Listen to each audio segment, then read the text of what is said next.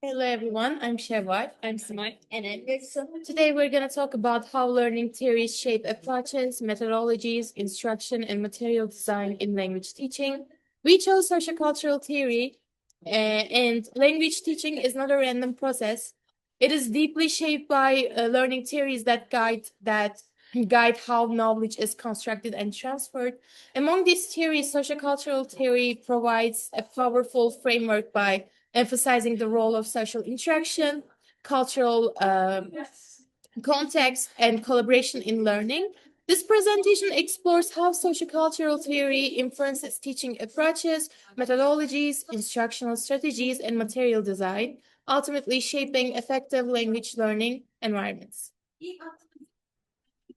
In our content table here, we're going to talk about sociocultural theory, about the theory, teaching approach, methodology, instructional strategies, materials, teacher role, classroom environment, importance and connection, mismatch, and finally, conclusion part.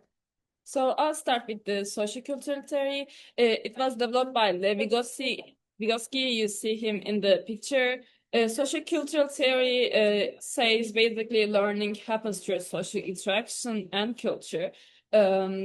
If you have to put it in other words, while interacting with people, we always learn something new. And learning is never in just our head. It happens between people first, then inside our brain. When we talk with our family, when a teacher teaches us something new, when we interact with our peers, our friends, and even when we Google something, something we interact with people. So social cultural theory basically everywhere around us. We will talk about theory, approach, method, and strategies and materials about social cultural theory. But first, I want to talk about two main approaches about social cultural theory. There is zone of proximal development, ZPD for short, and scaffolding. Zone of proximal development means you as a learner can learn to a certain level by yourself.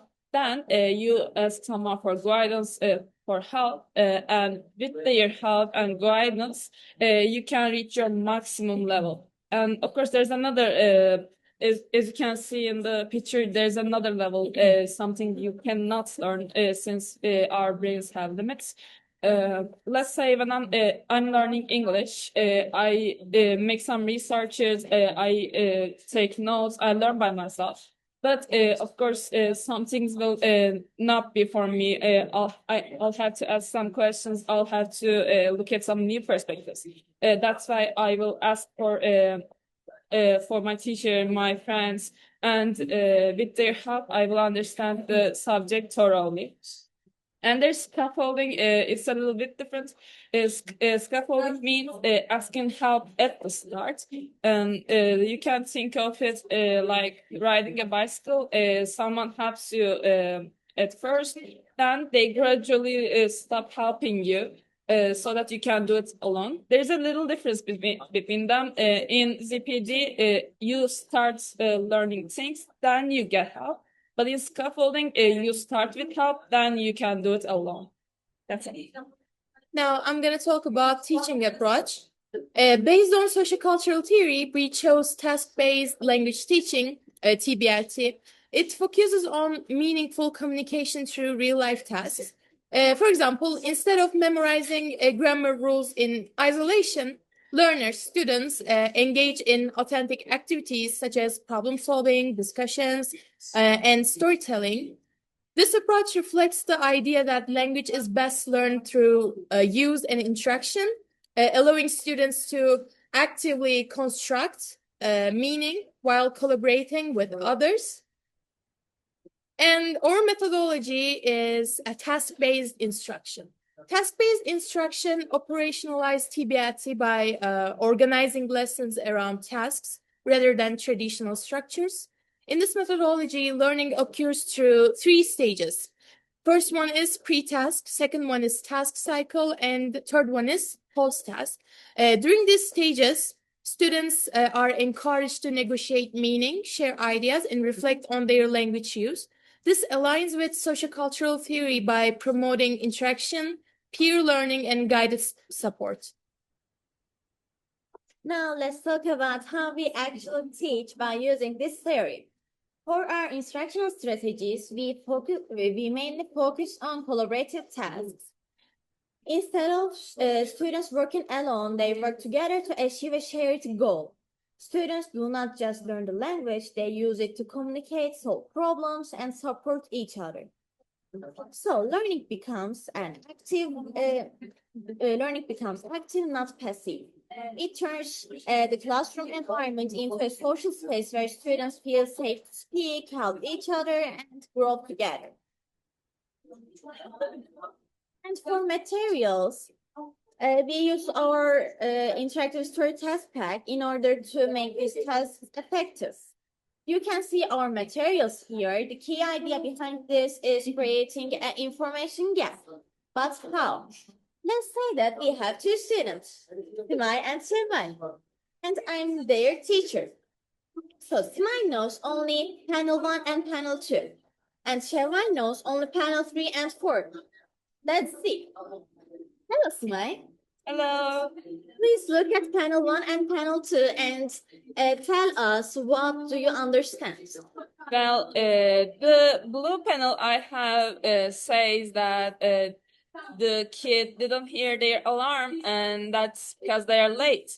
And their mom gets angry to him. And the yellow panel says the kid Leo misses the bus, and a friend says, "Go around to the school." That's all I have. What do you have, Shema? Okay, I know that this guy, Leo, tries to talk with guard and then talks with his teacher. Yeah, Shevai knows panel 3 and 4, and Simay knows panel 1 and panel 2. They have both missing parts. Simay doesn't know what will Leo faces after maybe he's walking through the school or running through the school, and Shevai doesn't know why Leo is late. Why is he talking to teacher like that, or maybe what was the reason that he is late? So if Smai and Sheva talk to each other and explain each other their missing parts, maybe they can complete the whole story. So let's go. Okay, tell me the beginning. Well, the kid falls asleep, didn't hear the alarm, and mother gets angry. So then teacher run, not the teacher, the student will run, but he misses the bus. So the his friend says he has no money, so he must run, and he starts to run. Oh, he runs to school and he talks with a school guard. And he tells him that I didn't hear the alarm, and like, can you please allow me to get in school? And he's saying like everyone's excuse is the same. And he says, please, just one time, I swear I'm telling the truth. And then guard allows him to go to school.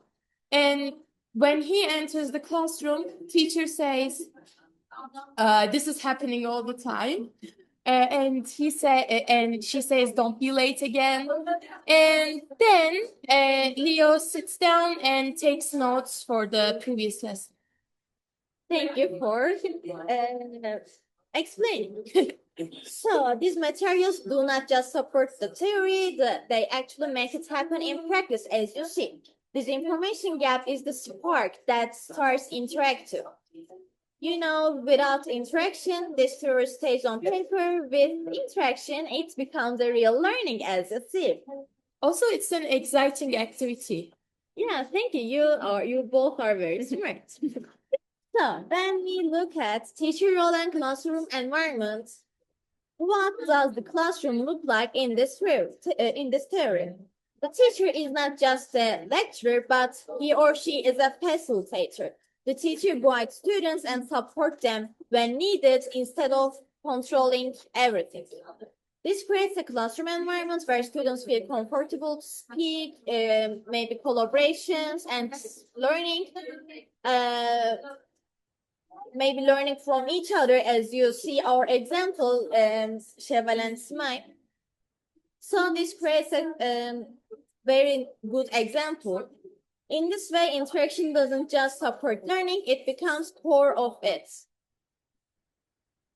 So what about importance and connection? Why do we have to use this?